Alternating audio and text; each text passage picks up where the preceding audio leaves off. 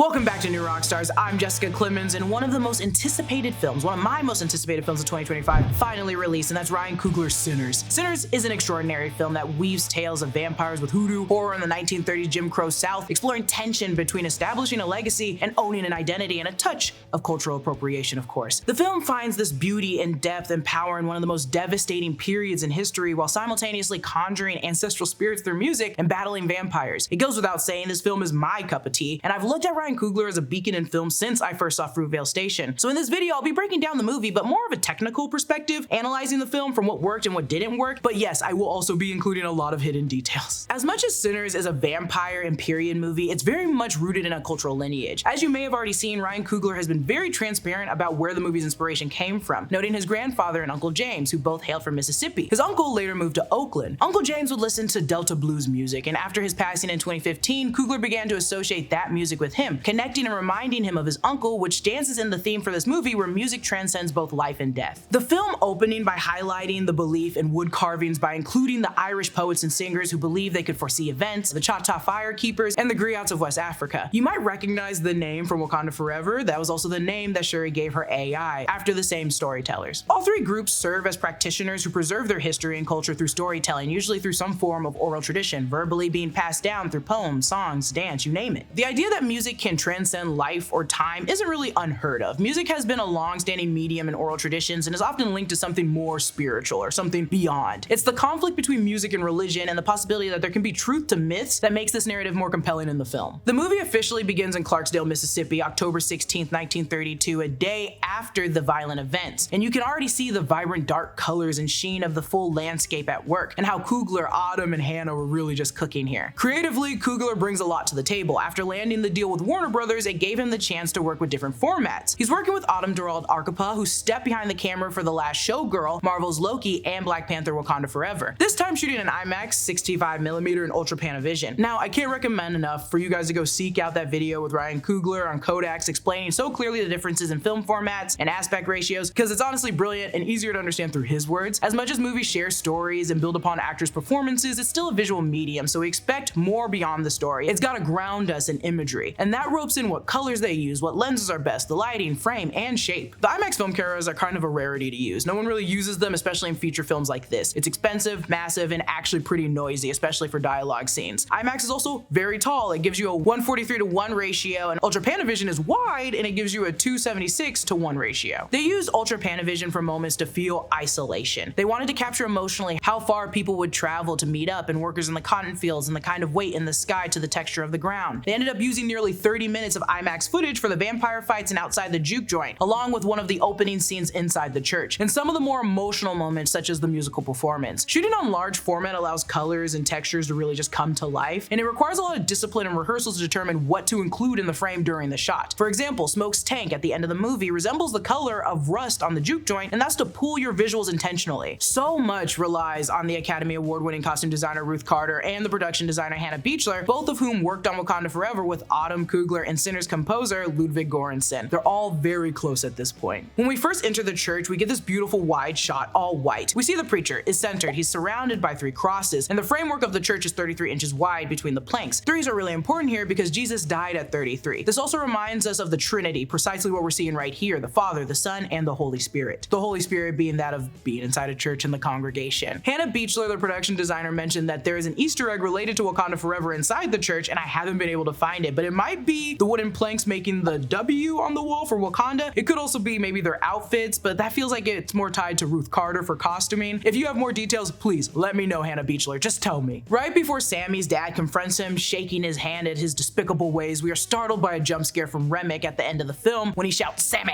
This occurs just after the preacher says, "My son." Then we see splice moments framing the preacher like Remmick, intercutting more scenes from the night before. It doesn't necessarily mean they're both evil. I think it's framed to suggest we're all just sinners. Coogler mentioned in an interview with the Griot, if you point a finger at somebody calling them a sinner, you also have to point a finger back to yourself. Even the most religious person would admit that they're a sinner. Everybody is. It's a term of judgment, but it's also a term that's welcoming as well. In a Christian context, that's who Jesus spent the most time with, which is really at the heart of this movie when you pay closer attention. It's more about recognizing and understanding the lie. Delta blues, one of the earliest styles of blues music originating in the Mississippi Delta, this natural cultural beauty can be seen in some of the earliest forms of Black musical expression in America, which feels like it goes hand in hand with like like gospel. Both are full of passion and at times deal with themes of salvation and damnation. The stories told through blues, primarily through black people, led to white people labeling it as devil's music. The lyrics, seen as sinful, branded them sinners. And Sammy is a lot like the legendary musician Robert Johnson, whom Coogler credited for drawing inspiration. If you don't know who Robert Johnson is, the king of Delta blues singers who sold his soul to the devil at the crossroads for his musical talent. A story so famous that it's been depicted in every form of media, from Metalocalypse to Oh Brother Where Art Thou. Though some people have favored it wasn't the devil that Johnson had met up with, but the Papa Logba, the guardian of the crossroads and the gatekeeper between the human and the spirit worlds. And he didn't really sell his soul to play music, he went in search of wisdom and guidance. If Sammy is drawn from Robert Johnson, Smoke and Stack would be considered the devil, luring him to a sinful future. Still, if the myth or history has been altered, it was actually the Papa Logba instead of the devil. So Smoke and Stack actually represent Sammy's chance and gave him the potential to be great, having offered their father's guitar and giving him his first show at the juke joint. This is what I mean when I'm talking about recognizing and understanding a lie, and this being the heart of the movie. Everyone's a sinner, it's the judgment that needs to be lifted. We're now with Smoke and Stack, played by Michael B. Jordan, who Coogler has mentioned in an interview before. They used twin consultants to help him in this role. They're smoking a cigarette and waiting to make their deal. Someone on Twitter had made a great connection with their real names, Elijah and Elias, which refer back to the prophet Elijah Elias. Where the prophet is one person, this could mean that they're actually two, and Elias means the word of God, and Elijah means the hand of God. And this thread is honestly pretty spot on, and I encourage you to look at it because I just don't really have enough time to talk about it in the breakdown, but they make a lot of good arguments that these could be the embodiment of the prophet Elijah. There are obvious standout colors throughout the movie, red, white, and blue making a big statement, and before the all-out vampire battle, this really does feel like an American tale, so rightfully those colors should stand out a lot in most of these shots. Blue being the color of Haint Blue, a color used to ward off evil spirits, and white representing purity and holiness, while red is sexy and represents life, but also blood and capitalism. We see how the colors are used on Smoke and Stack immediately when we first meet them. They fit into the movie's color themes overall. Stack is full of life, slick talking, always making money moves, while Smoke wards off every kind of evil spirit. He's extremely cautious, protective, and always on alert. Ruth did a really good job on the wardrobe, and these pieces have so much attention to detail. The fact that Smoke's clothes fit a little bit bigger because he's always carrying guns in a holster, and Stack was a smooth talking pimp, so he looks more refined and has like a matching tie. Even down to making sure Grace's clothes reflected her Chinese American life, traditional fabrics with Mississippi touches. She wears a cross because she's still strong in her Christian beliefs. And then there's Mary, whose clothes were always a different texture than everyone else's because she doesn't go through the same hardship. She's not like them. Fun fact, Ruth was actually prepping to work on Marvel's Blade movie when it was shut down due to the writer's strike and the actor's strike, but she had done so much research on a period piece vampire movie that when Coogler's wife, who produced Sinners, reached out bridging the opportunity, Ruth was like, I'm ready. I did all the research. I'm ready. So unfortunately, I mean, I don't think this means we're gonna get a Blade movie anytime soon, but this is the next best thing. When we return to see Sammy at the church searching for his guitar, it's the same guitar that composer Ludwig Göransson actually used to create the soundtrack and record on. The table the guitar is set against reads, "In remembrance of me," a phrase from Corinthians that describes Jesus' instructions during the Lord's Supper or communion. The Lord Jesus, on the night he was betrayed, took bread, and when he had given thanks, he broke it and said, "This is my body, which is for you. Do this in remembrance of me." The bread symbolizes sacrifice, something Sammy has been doing in his father's stead as preacher for a long time. They set up this shot deliberately to remind us of their ongoing feud between religion and blues and how it was demonized, and offer the idea that the two are technically pretty close and linked together. Then he has Sammy read 1 Corinthians 10:13, which emphasizes that we are not alone in facing temptations, and God will provide the resources and support we need to overcome them, furthering the idea that Sammy's music is sinful, but nothing unbeatable. We learn that the twins were working for Al Capone in Chicago, but also telling Sammy there's no difference between Chicago and Mississippi, just bigger buildings instead of plantations. The Chicago to Mississippi link should remind us of Emmett Till, the 14-year-old black boy who was born and raised in Chicago, who was kidnapped and brutally murdered after being accused of offending a white woman in Mississippi Delta area. His death was in 1955, and to this day, we remember and talk about it. This also reflects the Great Migration, where 6 million black Americans moved from the South to the North seeking better lives and escaping racism and violence. Many moved from Mississippi directly north by train to Chicago. Now, Smoke and Stack didn't follow the Great Migration per se. They fought in World War I before going to Chicago. Through the Sinners album on Spotify, you'll actually find images and news clippings of their escapades in Chicago. Gang tensions with the Irish mob and Italian mafia that Mary deduces from the stolen liquor. There's even a clipping from 1911, years earlier, about a Celtic ship with Irish immigrants slaughtered, alluding to Remmick's arrival. Regardless, we see how stories travel to Sammy of the great city of Chicago, when in reality, the long history of violence towards black people had never really ended there or in Mississippi. Smoke and Stack have been hiding their stolen Irish and Italian beer behind some brush off the road. Inside their hiding spot, there's a rattlesnake, eyeing and darting at Sammy immediately. Fortunately, Smoke stabs the snake, severing a chunk of its head from its body. I don't even know if I can show this, but you remember that scene. This sequence foreshadows the big blowout where Smoke drives a stake into Remmick before killing Sammy. The visuals parallel are just so similar similar, even between Smoke cutting a chunk out of the snake's neck with Stack's blade, like Sammy slamming the silver into Remmick's head. Again, I don't know if I can show that, but if I can, good on you. We recognize the comparison between snakes and vampires also. Both are seen as evil. Snakes shed their skins, becoming new like vampires' initial death and resurrection. Additionally, you know, the vampire's Irish and these are snakes. I mean, that's on the nose, but I get it. Now we entered the town. The first sign I noticed was the tamale shop, and I wondered, why are there tamales here? At a certain point in the early 20s, the US government was bringing in anybody and everybody to pick cotton, and that included Mexican nationals who didn't speak English. Because Mexican people had to pick 500 pounds a day, they kept working and tamales were an easy meal. It became popular, and since the 20s, tamales have been rocking with us because we're rocking with tamales. I love tamales.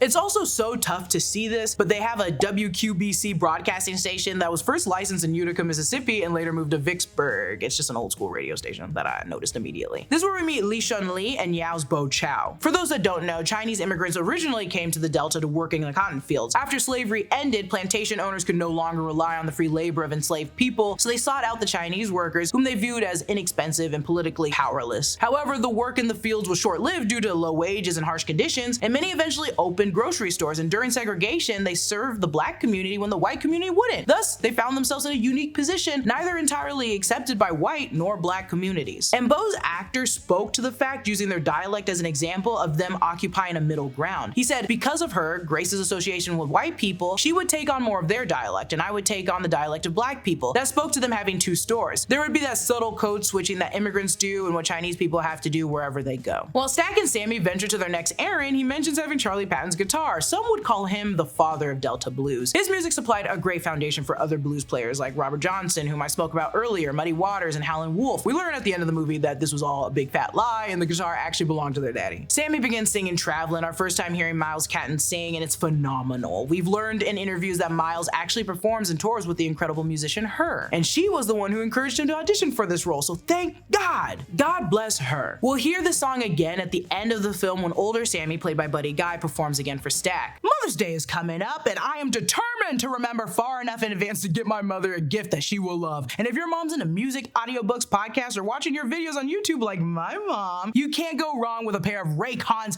everyday earbuds. I fell in love with Raycon after a cross-country flight, and the plane was so loud and so noisy, but with my Raycons, I was just able to listen to a podcast and tune it all out. It was a total game changer. Raycon's everyday earbuds start at half the price of other premium audio brands, so you can get the most bang for your buck out of your purchase. And it's not like they're skimping on features. Raycon's everyday earbuds have active noise cancellation, a 32-hour battery life, and tap controls. Plus, they're ergonomically designed to comfortably fit the widest range of ears. I have very tiny ears. It's crazy because I have a big head, but I have very tiny ears. So you know you'll be getting your mom something she can use every day in, every day out. Ooh, they do fit my ears. And look at them, they're comfy. I can't hear a thing. I am nervous someone's gonna sneak up behind me. And you can customize them with one of these protective case covers to fit your mom's personality, and my mom loves space. Get the perfect gift for your mother for this Mother's Day by going to buyraycon.com/newrockstars, or just click the link in the description to get 20% off site-wide, brought to you by Raycon, and a happy Mother's Day. We're led to the Clarksdale train station, and during this scene you can see that there's a train in the background that says Pullman. Pullman trains actually played a significant role during the Great Migration when millions of black Americans moved from the South to the North and the West. Pullman porters were mainly black, but they were still underpaid, overworked, and endured constant racism, but the porters regularly traveled the country and transported black newspapers and other vital information to black communities. Their hardships and victories later laid the foundation for black workers and labor unions during the civil rights movement. This is where we meet the phenomenal actor that's Delroy Lindo, who plays my favorite person in the movie, Delta Slim. He's so deep in playing this character, a heartfelt musician who's lived a million lives. His voice, with its scratchy tone, conveys his long life, sharing more about his past before he even has to do it. During their small performance, we meet Jamie Lawson's Pearline, who you might recognize from The Batman and The Penguin. She plays the mayor of Gotham, Bella Real. She absolutely sweeps Sammy off his feet with one look, and us as well. Then we meet Mary's Haley Steinfeld, who might be in her best performance yet. I'll tell her that. The trio passes a chain gang of black prisoners, and this is when Slim tells us the sad story of losing his friend who was falsely accused of stealing and raping a white man's wife, to which the Klan lynched him and cut off his manhood. Before that, he spoke about how he and Rice played for white people at their big houses, and he said, see, white folks, they like the blues just fine, they just don't like the people who made it. Which brings us back to how the blues was branded as devil music and for sinners. We talk about this again where Delta Slim mentions the blues wasn't forced on us like that religion. We brought this back with our own. So we're faced with the conflict between religion and the blues lose again in that judgment. I think it's clearly a very depressing story of Rice, but we actively see how Delta Slim handles that feeling, which I think is a great snippet captured. This man loves music, it's in his soul, and he uses it to liberate himself and find some form of relief. Where I run and cry and hide, he feels and plays, and I think that's just a really gorgeous thing to capture. They eventually pick up Cornbread, played by Omar Benson Miller. Yes, he absolutely provides some comedic relief during this movie, but this is an astounding actor. He and his family were working picking cotton trying to meet their quota, and if you haven't noticed by now, they've taken full advantage of these vast areas of land. They began production in New Orleans and spread to many locations across Louisiana, including Donaldsonville, Braithwaite, where the majority of the movie takes place, and St. Bernard Parish, where Annie's house is located. Annie's house, especially the doorways, like her outfit, is in blue, and they call it haint blue, which in hoodoo is used to ward off evil spirits. Along with everything else she's wearing, her beads, mojo bag, the leather belt, her blade, she's armored in her beliefs. Annie practices voodoo.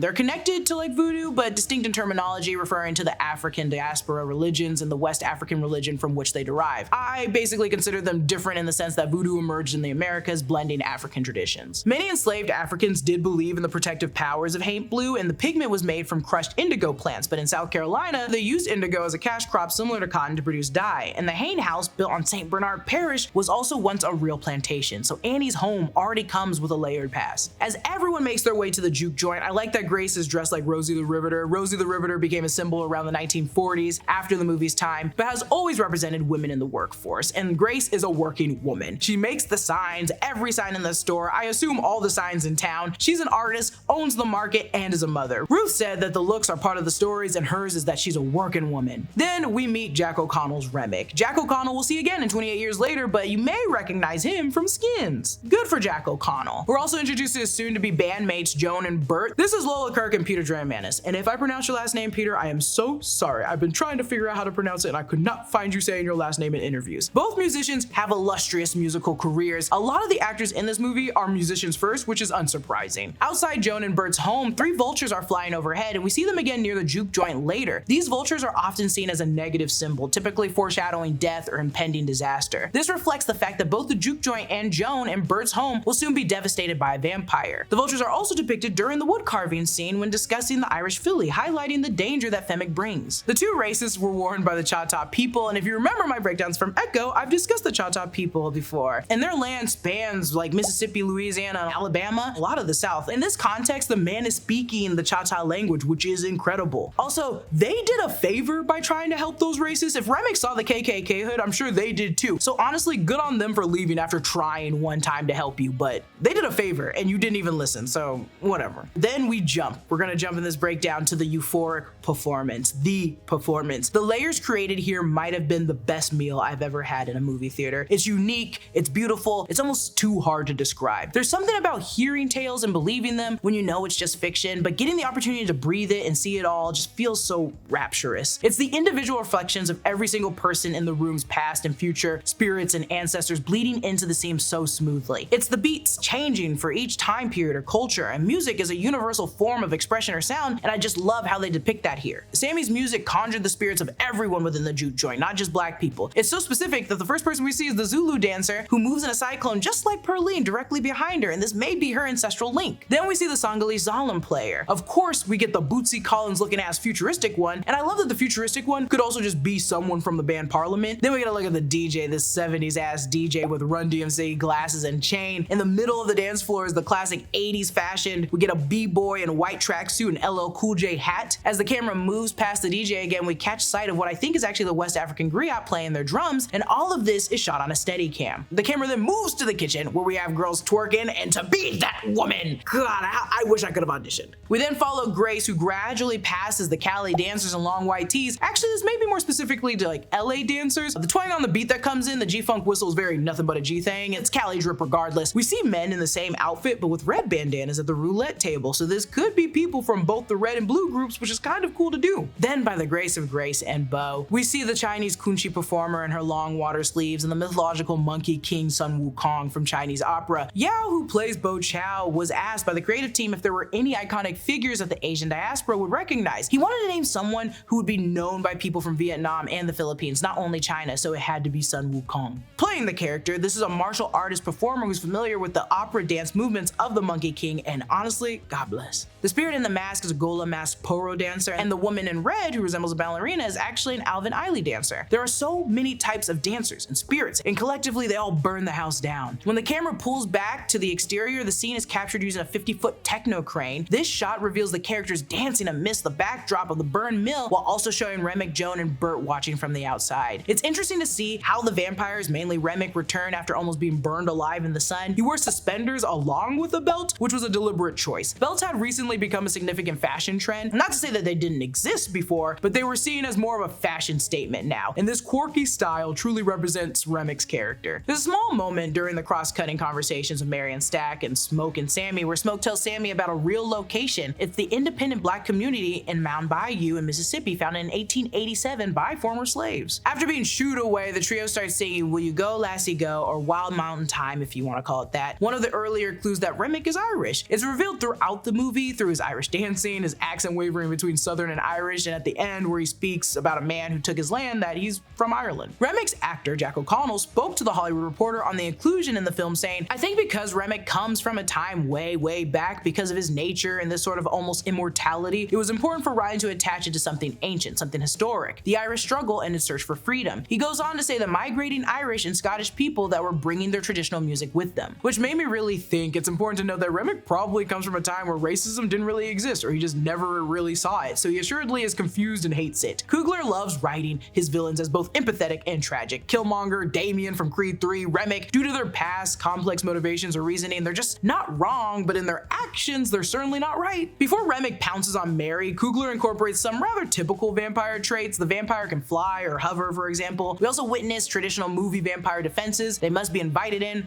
garlic harms them, stakes and silver can actually seriously hurt them. When I mentioned earlier there were elements that worked for me and didn't work for me, this is one of the ones that fell kind of short for me. After spending an hour developing their world and stories, it just felt kind of disappointing to revert back to basic vampire tropes. This contributed to my perception of the horror element. It feels less terrifying and somewhat lackluster in that regard. That's the annoying movie critic in me speaking, but overall, I've seen this movie 3 times for a reason. I'm obsessed with it. It resonates with me, so take it by, grain of salt.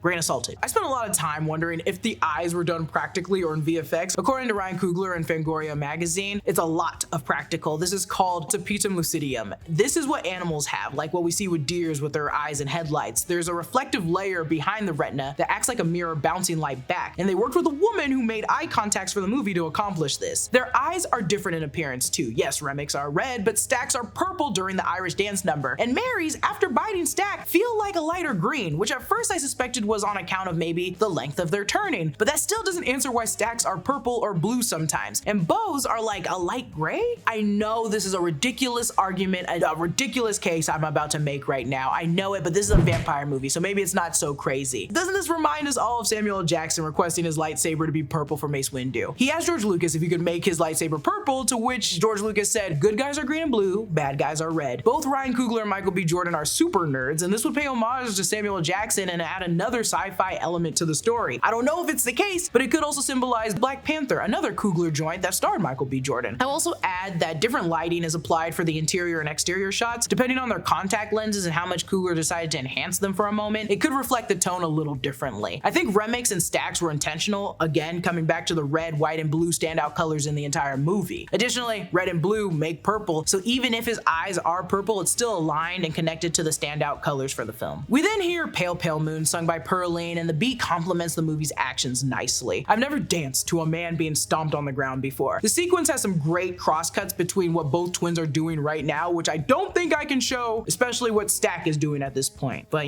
match my freak, Michael B. Jordan.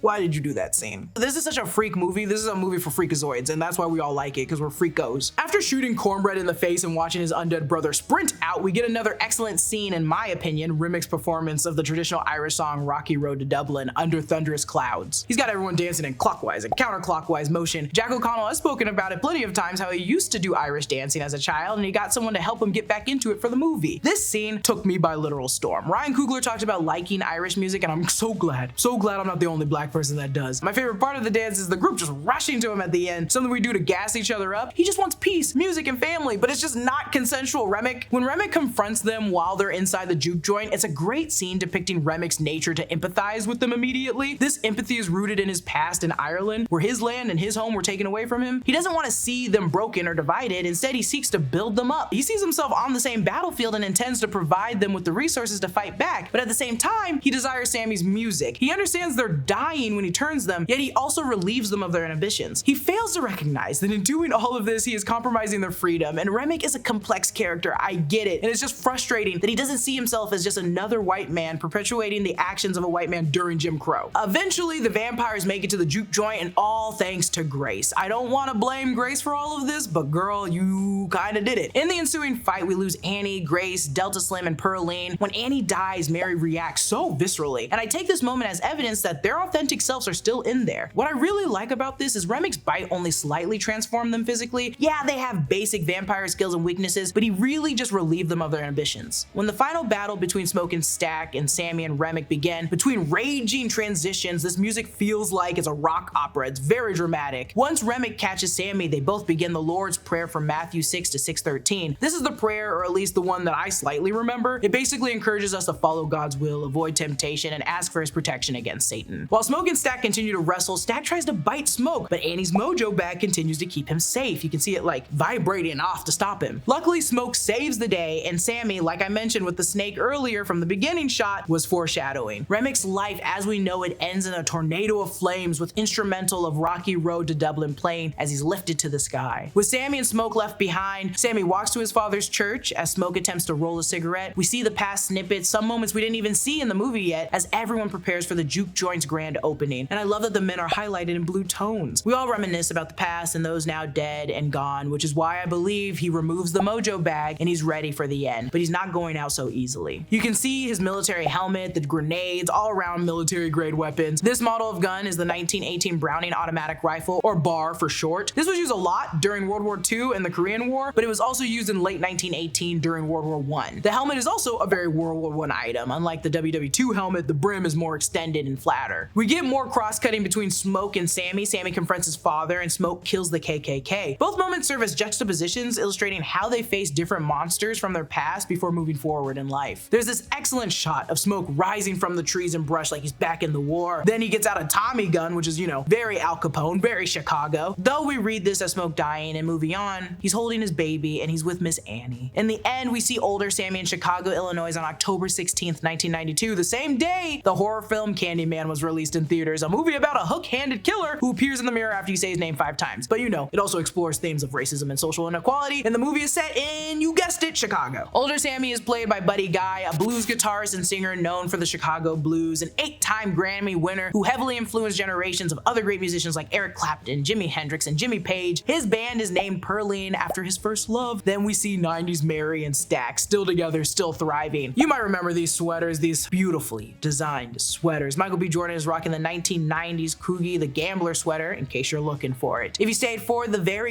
end, the post-credit scene, you saw Miles Caden, who played Sammy in his father's church singing This Little Light of Mine. Sinners was a great film for me. I believe Ryan Coogler has proven once again that he's an unstoppable force who can bring his creative visions to life. The movie presented a sexy and heartbreaking vampire story, but it also spent a lot of time exploring the American narrative and the lives lived in Mississippi, and then unexpectedly introduced vampires into the mix. I think it's natural to draw from this time period or situation to reflect a deeper level of fear when building a horror or sci-fi or supernatural tale from Black stories, and I love them. There's a growing trend in Black horror films and Black sci-fis or thriller movies that take satirical approaches to distinctly Black experiences, and I appreciate each and every one of them. This wasn't even satirical. This was just, you know, what if? This is just understanding, and I love it. I see some folks quarrel or beef with this movie, and I think their opinions for the most part, I mean, are valid. I will say, I noted mine. Overall, I like this movie, and I will probably see it a 4th time. These films represent significant steps forward and serve as inspirations for more original big budget movies that we all want to see. Comment down below your thoughts on Sinners. Did you love it? What kind of way did you watch it? Please don't tell me you watched it on your phone. And a special thanks for our YouTube members, Frederick Price, Jeremy Dunham, TDS on a Quest, and Cameron, who support us at the executive producer level. Follow me at Lulu_Clemons. Subscribe to all 3 channels in the new Rockstars network for breakdowns and news coverage of everything you love.